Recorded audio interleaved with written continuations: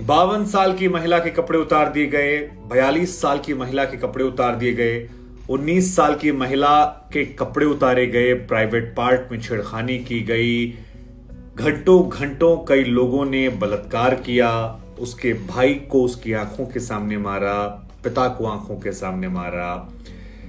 एक फौजी जो कह रहा था मैंने करगिल में देश को सेवाएं दी, मैं देश के लिए लड़ा, मैं श्रीलंका देश के लिए गया, लेकिन मेरी पत्नी को बचा नहीं पाया, उसकी बीवी के साथ कपड़े उतारे गए।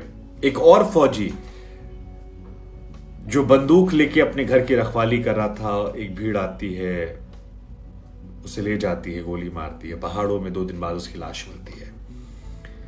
एक आदमी का कटा हुआ सर मिलता है। और इन सब के बीच में एक और खबर आती है कि 3 और 4 मई को नहीं बल्कि 15 मई को भी बलात्कार की घटनाएं हुई थी।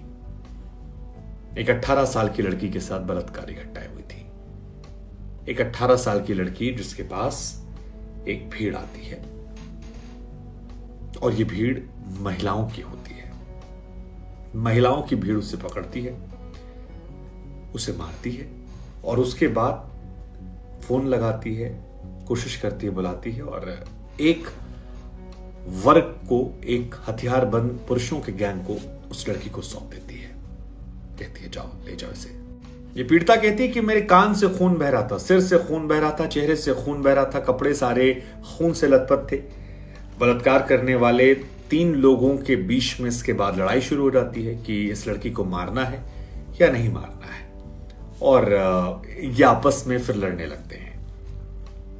कई घंटों तक मेरे साथ बलात्कार होता है, इस महिला की तरफ से कहा था। उसके बाद ये कहती है कि एक व्यक्ति ने कार मोड़ी और जो पीड़िता थी वो पहाड़ी से नीचे गिर जाती है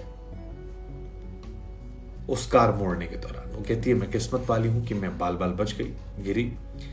एक ऑटो वाला आया, ऑटो वाले ने मुझे थाने पहुंचाया। थाने में जब मैं गया तो फिर ऑटो ड्राइवर से ही मुझे घर छोड़ने की बात कही गई। 16 मई को उसने, ऑटो वाले ने, जिसका वो शुक्रिया अदा करती हैं, कहती है इम्फाल छोड़ा। इम्फाल के बाद वो सुपर मीना गांव पहुंची। वो कहती है मुझे कांगपोकपी में अस्पताल में भर्ती कराया गया, लेकिन फिर मेरी हालत बहुत खराब हुई, मुझे नागालैंड भेज दिया गया। पर इस घटना में जो 2-3 बातें आई हैं, एक ये कि महिलाएं ही महिलाओं की दुश्मन बनी है। महिलाओं ने ही पकड़ा है, महिलाओं को सौंपा है, महिलाओं ने ही फिर कहा है रेप करो, और उसके बाद रेप करवाया गया। ये कल्चर, ये कहानी समझ से परे है। मैं अब तक इस घटनाओं को डिकोड नहीं कर पाया हूं किस मानसिक। अब ये जो एफआईआर है, इसके मुताबिक 15 मई की शाम करीब 5 बजे के आसपास एक बैगनी रंग की कार आती है। उस कार से इन लोगों को अगवा किया जाता है और कहा जाता है इस महिला की तरफ से शिकायत में कि मीरा पैबिस मदर्स ऑफ मणिपुर कहते हैं, उन्होंने स्थानीय लोगों को बुलाया गया। इसके बाद इस 18 साल की लड़की के मुंह पर कई सारे मुक्के मारे गए। वो कहती है कि जब वो बेहोश बेसुध पड़ी थी तो उसे आवाज सुनाई पड़ती है कि आराम बाई तेंगोल को बुलाओ। इसके बाद काली शर्ट पहने 4-5 लोग आते हैं। उन लोगों की पीठ पर कुछ बना हुआ था, उनके पास हथियार थे। कहा जाता है कि जो पुरुष थे वो तकरीबन 30 वर्ष के थे और 2 पुरुष ऐसे थे जो तकरीबन 50 साल के थे। अब इस एफआईआर में जो बातें इस महिला ने लिखवाई, उसके मुताबिक महिलाओं ने ही पुरुषों से कहा कि इनको मार दो, और इसके बाद ये पुरुष इस महिला को गाड़ी में ले जाते हैं, लगातार मारते हैं, बंदूक की बट से मारते हैं, चेहरे पर मारते हैं। इसके बाद पहाड़ की चोटी पर ले जाते हैं और वहां मारने का प्लान करते हैं। लेकिन मारने से पहले 4 पुरुष ऐसे होते हैं जिन्होंने इस महिला के साथ एक एक करके बलात्कार किया और घंटों तक उसके साथ ये रेप की घटना को अंजाम दिया गया। वो कहती है वो मैं दर्द से कराह रही थी, लेकिन ये रुक नहीं रहे थे। हालांकि मणिपुर में इतनी घटनाएं हैं कि आप उन घटनाओं का जिक्र कहां किससे क्या करें आप समझ नहीं सकते, क्योंकि हर बार एक नई कहानी निकल कर आती है और ये कहानियां परेशान करने वाली होती है। लेकिन द हिंदू अखबार की तरफ से एक रिपोर्ट छापी गई है और उस रिपोर्ट में बताया गया है कि 18-19 साल की महिला जो है इसने 0 एफआईआर दर्ज करवाई है।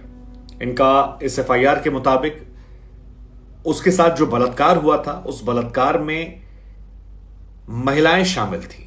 और महिलाओं ने उसे पकड़ा और उसके बाद पकड़कर हथियारबंद पुरुषों के पास भेज दिया। तमाम अखबारों ने, प्रतिष्ठित अखबारों ने छापा है। बीबीसी में यह रिपोर्ट छपी है, द हिंदू के हवाले से खबर छापी गई है और इसमें बताया गया कि बलात्कार पीड़ित जो लड़की है वो नागालैंड के एक अस्पताल में भर्ती कराई जाती है। पड़ोसी राज्य है नागालैंड, वहां पर भर्ती होती है और उसके बाद इस शुक्रवार कांगपोकपी पुलिस थाने वो पहुंचती है।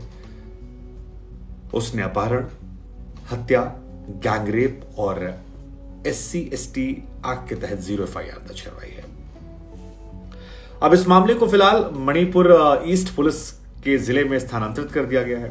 3 मई और 4 मई को यह हिंसा हुई थी और उसी के बाद से बलात्कार के कई मामले सामने आए, कई ऐसे मामले आए और मुख्यमंत्री ने भी कह दिया था कि एक मामला नहीं है, यहां पर रेप के बहुत सारे मामले और वो धीरे धीरे निकल कर आ रहे हैं।